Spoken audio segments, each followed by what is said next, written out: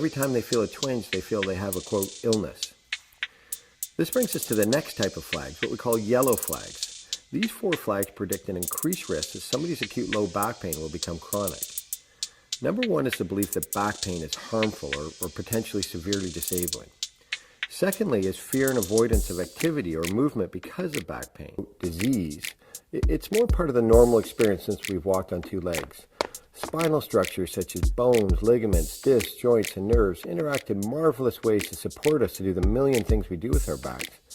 But occasionally this backfires and gives us what we call mechanical back pain. The severity of the pain, which can be extreme, does not always reflect the seriousness of the underlying problem, and the vast majority gets better by itself without medical intervention. On the other hand, we know that while it does get better, 30% of you have a recurrence in 6 months and 40% within a year. If this leads down the back to our butt and or around the hips. Some patients just have pain in the back, and others can sometimes feel the pain all the way down the leg.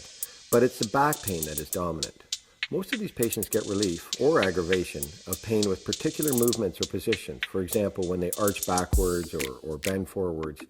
Typically, this kind of back pain comes and goes, or it comes in spasms as you move. In fact, back dominant pain is a good pain because there's no damage to the nerves or spinal cord, and no surgery is needed. The second pattern is leg dolls down the legs. This is often referred to as sciatica.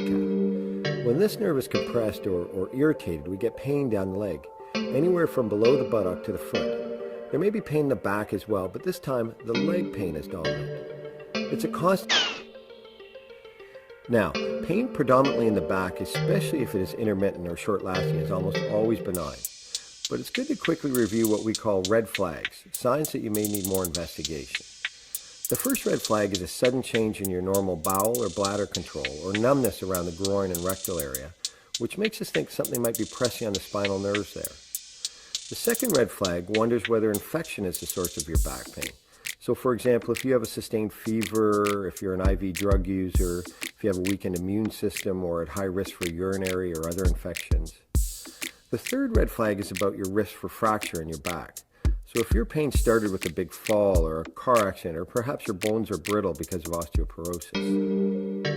The fourth red flag is wondering whether cancer might be involved. So if you have a history of cancer, particularly in the prostate, breast, or lung, and your pain is constant, lasting weeks, even when lying down, overcome yellow flag number 1, the belief that all back pain is harmful. And that opened the door to overcome yellow flag number 2, reducing avoidance of activity.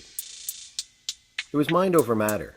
If the worker didn't mind some pain, the back pain actually didn't matter. The third yellow flag was a tendency towards low mood and isolation, which is so true of all chronic diseases. And the fourth yellow flag was a strong expectation that passive rather than active treatments will help, believing you just need to sit there and have therapists work on you rather than owning the fact that it's not just the therapists that need to do the work, you do too.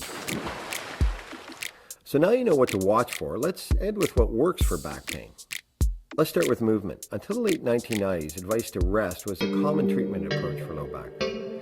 The exact nature of the rest varied, but often meant staying in bed full time. What we know now is that this actually makes people worse. Sometimes people with back pain do have to rest, so for example with more severe sciatica, but people who don't move at all do worse. Motion is lotion, and over-the-counter medications can really help, and I think one of the key ways these work is to reduce pain so that you can keep moving.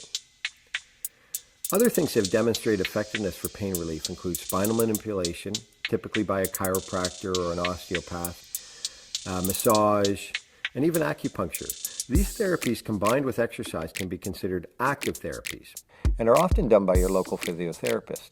Some exercise strategies may be effective once your pain is reduced, like Pilates or yoga, to improve your core or trunk strength.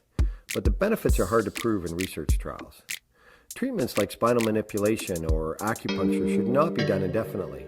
Most of the trials maxed out at 8 to 10 sessions and often less. If they don't work for you initially, more treatments will unlikely benefit. 2 other approaches that have been phrased are other imaging. Generally, less is more with this type of back pain. Although there is less high-quality data to support this, many patients often respond to small changes, such as modifying their workstations, taking breaks from sitting, or improving their posture. For those with chronic or recurrent pain, the outlook is still good. Primary care samples suggest that 1/3 of patients are substantially improved after just a few weeks and 2/3 after a few months. But with recurrent or chronic back pain, we both need to work a little harder to get you better.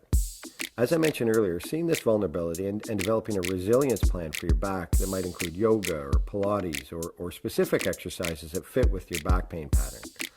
Walking, reconsidering your attitudes, and having some people you can turn to early for active therapy can all help. So in the end, back pain is actually not that much different than a lot of things in life. Your mindset and daily habits are critical, and so is self-knowledge. Trying a few of the treatments we've discussed, knowing what works for you, knowing red flags and when you need to seek care, and finally understanding that movement is medicine. Thanks, and take care.